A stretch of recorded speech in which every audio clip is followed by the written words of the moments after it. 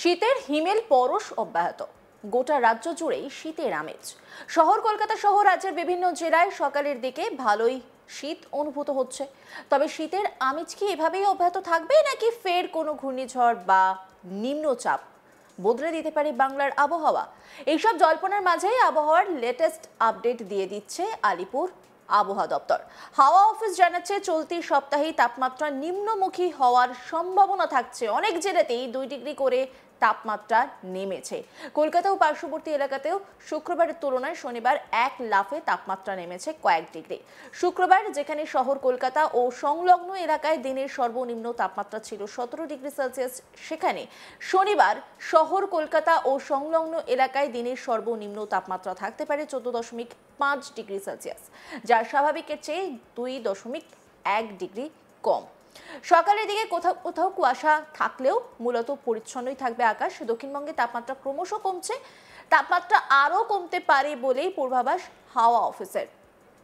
3-4 দিনে অন্তত 2 থেকে 4 ডিগ্রি সেলসিয়াস পর্যন্ত তাপমাত্রা কমতে পারে বলে জানা গিয়েছে। হাওয়া অফিসের পূর্বাভাস ছিল সপ্তাহে কলকাতার তাপমাত্রা 15 ডিগ্রি সেলসিয়াস এবং পশ্চিমের জেলায় তাপমাত্রা 11 থেকে 12 ডিগ্রি সেলসিয়াসে নেমে যেতে পারে। উইকেন্ডে বাড়বে শীতের আমেজ। বাস্তবে তাই দেখা যাচ্ছে, মানে শীতপ্রেমীদের খুশির আমেজ বলা যেতে পারে। শনিবার অনেকটাই নামলো কলকাতার তাপমাত্রা।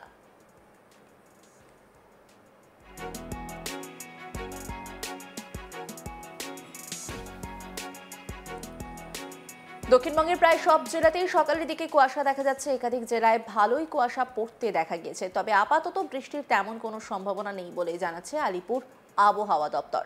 অন্যদিকে যদি উত্তরবঙ্গের দিকে নজর দিই, সেখানে দেখা যাচ্ছে যে সব জেলাতে তাপমাত্রা আপাতত একই থাকবে বলে পূর্বাভাস হাওয়া অফিসে। সেই সঙ্গে উত্তরে আপাতত কোনো বৃষ্টির পূর্বাভাস দিচ্ছে না আলিপুর আবহাওয়া দপ্তর। আবহাওয়াবিদ হাবিবুর রহমান বিশ্বাস কি বলছেন শুনুন।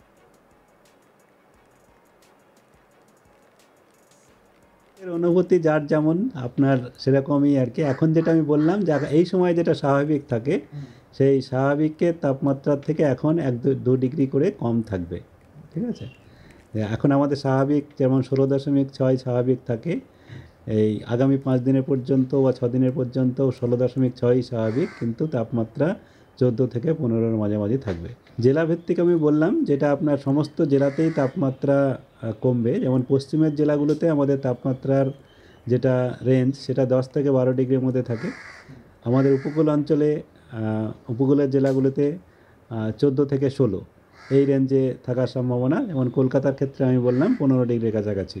বাকি জেলাগুলোতে, উত্তরের জেলাগুলোতে 12 থেকে 14, কিছু জায়গায় আবার আরও একদম সমতল রাজ্যগুলোতে 14 থেকে 16 এই রেঞ্জে থাকার সম্ভাবনা থাকছে। এবছরের শুরু থেকেই একটা আবহাওয়ার বদল আমরা দেখেছি। গরম জাঁকিয়ে পড়লেও সেটা কিন্তু দীর্ঘস্থায়ী হয়নি, কারণ বৃষ্টি সে জায়গায় অনেকটা জায়গা দখল করেছিল। আর যেভাবে বৃষ্টির আনাগোনা চলছিল, তাতে ফাইনালি কবে উত্তরে হাওয়া প্রবেশ করছে, কবে জাঁকিয়ে শীত পড়ছে, সেই নিয়ে নানা প্রশ্ন সাধারণ মানুষের মধ্যে ঘোরাফেরা করছিল। কারণ গত বছরে শীতপ্রেমী মানুষ যারা ছিলেন তাদের মন ভার ছিল, সেইভাবে শীতের দেখা পাওয়া যায়নি। তাই এবারও প্রশ্নটা উঠছিল, এবারেও কি পাওয়া যাবে না? কারণ প্রথম দিকে যেটা দেখা যাচ্ছিল, শীতের দেখা নাই রে, শীতের দেখা নাই। তাই এবারে সেই প্রশ্নটা যেমন উঠছিল, সেই অনুসারে আবহাওয়া দপ্তর থেকে জানিয়েছিল, না, এবারে শীতের দেখা পাওয়া যাবে, জাঁকিয়ে শীত পড়বে এবং তার ইনিংসও যথেষ্ট লম্বা হবে বলেই কিন্তু জানিয়েছিল আবহাওয়া দপ্তরের তরফ থেকে। তারপর কিন্তু দেখা যাচ্ছে যে তাপমাত্রা অনেকটাই নেমেছে। শুক্রবার যেখানে শহর কলকাতা ও সংলগ্ন এলাকায় দিনের সর্বনিম্ন তাপমাত্রা ছিল 17 ডিগ্রি সেলসিয়াস, সেখানে শনিবার শহর কলকাতা ও সংলগ্ন এলাকায় দিনের সর্বনিম্ন তাপমাত্রা থাকতে পারে 14.5 ডিগ্রি সেলসিয়াস, যা স্বাভাবিকের থেকে 2.1 ডিগ্রি কম। সকালের দিকে কোথাও কোথাও কুয়াশা থাকলেও মূলত কিন্তু পরিষ্কার পরিচ্ছন্নই আকাশ থাকবে, মানে রৌদ্রোজ্জ্বল আবহাওয়া কিন্তু পাওয়া যাবে। তাই উইকেন্ডটা খুব ভালো কাটবে সেটা বলাই যায়। অনেকেই আছেন যারা ওয়ান ডে ট্রিপ করেন, সকালে গিয়ে বিকেলে ঘুরে ফিরে আসতে চান উইকেন্ডটাতে, সেই জায়গায় কিন্তু গ্রিন সিগন্যাল রয়েছে বলা যায়, কারণ বৃষ্টির সেইভাবে কোনো প্রভাব কিন্তু নেই।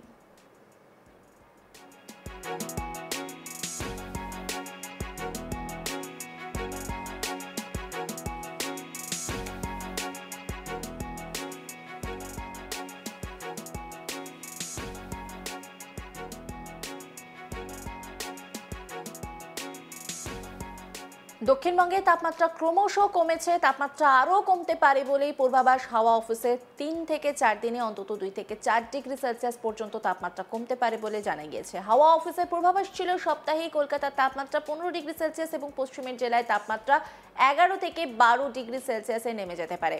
উইকেন্ডে বাড়বে শীতের আমেজ, বাস্তবেও তাই দেখা যাচ্ছে। শনিবার অনেকটাই নামলো কলকাতার তাপমাত্রা।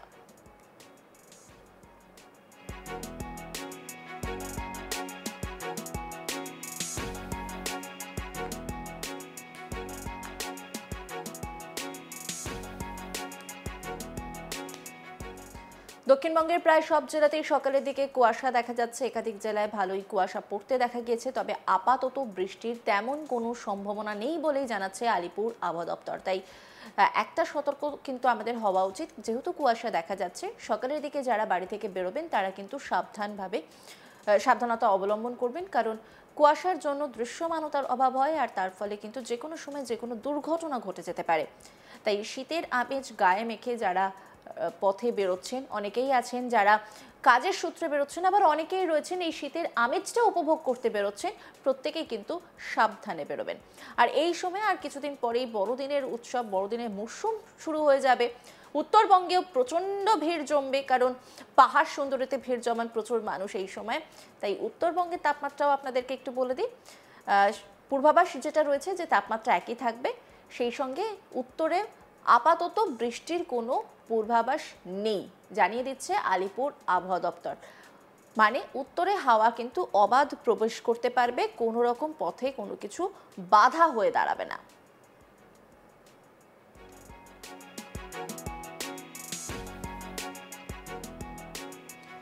আবহাওয়াবিদ কি বলছেন শুনুন।